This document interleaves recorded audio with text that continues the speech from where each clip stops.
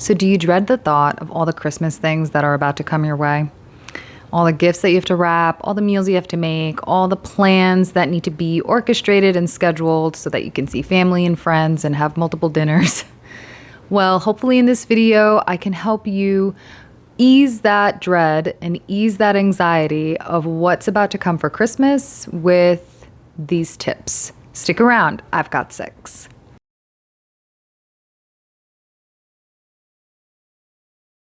To give you a little context, I would say I've almost gotten really good at being able to receive a gift, not offending the gifter, and being able to release it out into the wild from my home.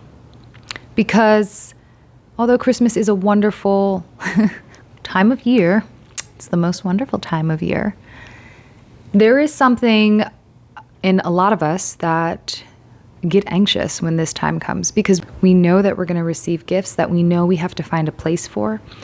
And I think it's even more of a job when you receive something that you're just not too crazy about. So hopefully with these tips, I can help you think about the things that you're going to bring into your home, and hopefully you can let them go as easily as they came in.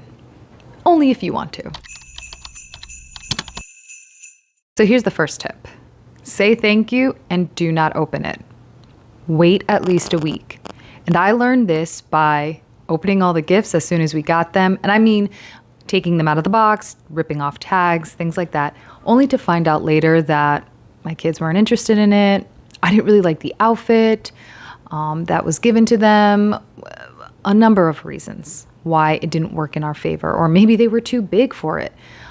For the clothes, and I, without thinking, just cut tags and opened boxes and cut zip ties that toys were contained in boxes, and really didn't think about where they were going or what was going to happen to them after. It was just the excitement of getting something new. So what I've learned is, don't open that gift. Say thank you and do not open it until you get it home. Now, you may have someone who has gifted you and urges you to open that gift. And I have that actually with my father-in-law. He loves my children and he gets excited when he gives them gifts that he wants them to take it out of the box as soon as he gives them something. And so now I have learned to kindly and gently say, thank you, but we're going to open it when we get home. Now, when we get home, I let those boxes sit there for about a week. That's usually my rule. I give it about a week. And if my kids don't touch it, I know that they have no interest in it. And 9 out of 10 times, they are not interested in that pile of gifts that they have brought home. And whether that's on a birthday, whether that's on Christmas, whether that's just some special occasion where someone decided to give them something sweet out of the kindness of their heart, we're still always very grateful, but it doesn't mean that you have to open that box as soon as you get it. You can still be thankful without keeping an item. Tip number 2, and this is probably my biggest one, which is ain't no shame in the return game. And I am a huge fan of returning items, especially unused. I think I pretty much only return unused items now. Like if it's end up getting used, I'll either just resell it on Facebook Market or I will donate it. Don't be afraid to bring back those gifts that you or your family had no interest in, especially after that week of letting it sit there. And I usually let it sit by the front door or near an entryway so that it's very obvious. I don't hide it from anyone. It's not something that I want to do in a sneaky kind of way. I want to make it very obvious to them. You do not care for this, and that's okay. But now we have to do something about it. So, what's the next step? Return it. And there are lots of apps out there, although I know on Google Lens, you can just scan a barcode and it tells you what store sells it. And take the store credit. You can use that store credit for stuff that you actually need, or in my case, I end up using it throughout the year later on. And whatever store credit I get, whatever return I get, I will always use it towards the person that it was gifted for. So I do write on my gift cards, this was for Gio, this was for Luciano, whoever that gift was for, so that I know what it was worth is going back to the child or the person that it was given to. I do want to be fair in that realm. So tip number 3, anything that can't be returned for a merchandise credit, I would say donate it, or if you're feeling risque, regift it.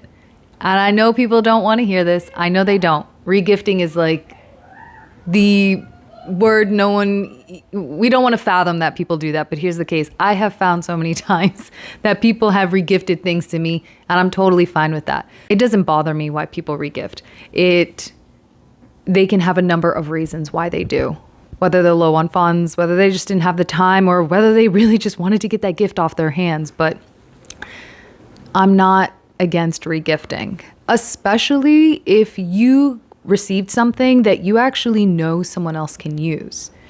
I have gotten things kitchen towels, perfect example. And my brother is setting up his apartment and kind of getting his home built up and setting up his place.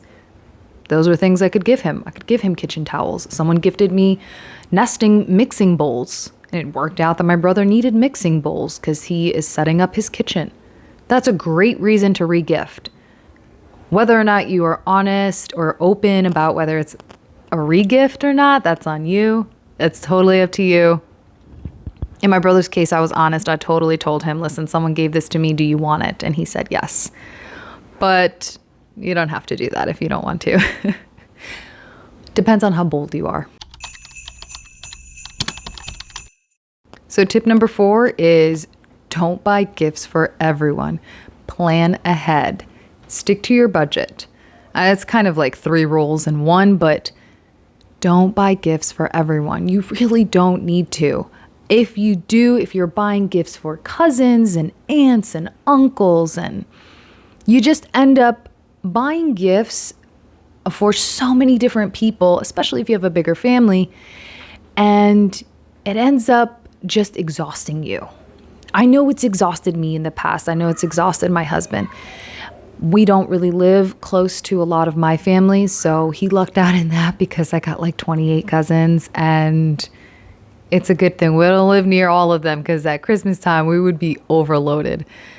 But even on my husband's side, he has aunts and uncles that live close by us, his siblings and their children, and it can add up very quickly. There are a lot of years where we lost track of how much we were spending because we were just trying to cover every single person in our family with a gift, and we ended up spending so much money on gifts that, to be honest with you, I don't even really know if they like those gifts. John and I were just shooting in the dark, hoping we were finding something that they like. But if they're experiencing the same things that a lot of us are, which is, what am I going to do with all these things that I received at Christmas? Then they probably didn't like those gifts. That's cool. It's fine. Don't buy gifts for everyone. Stick to your budget and plan ahead. And part of planning ahead means talking to your family and friends about what you want to do. This year, we decided that we just wanted to stick to buying the kids gifts. It just ended up being easier that way. Since there's a lot of kids in their family, that we needed to just rein it in a little bit because the gifts were getting out of control. And it had gotten to a point where, as bad as this sounds, that my children were opening gifts and they weren't interested. It was like they were going through the motions because that's how much of an obligation I really think that so many of us feel, that we have to give something. We have to give something tangible. If you are burdened with the feeling of I have to give them something in their hand, it's not a gift anymore. And it's not even a gift if you've been given something on the receiving end and now you feel like, what do I do with this? Where do I put this? Where is this going to go in my home? It's not a gift anymore. It's a job. It's a job that you're now tasked with looking for a spot especially if you don't even really like it. So I would say plan ahead. Ask if you can stick to a certain amount of gifts or stick to certain people in the family who are getting gifts, or do the white elephant. That was brought up in the discussion with Christmas this year for my husband's family.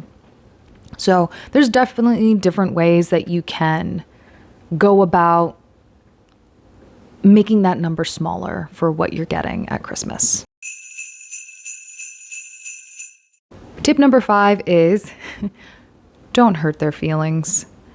I've said all of these things and I'm speaking from the perspective of the receiver, but now I'm going to speak from the perspective of the gifter. Don't hurt their feelings. Say thank you.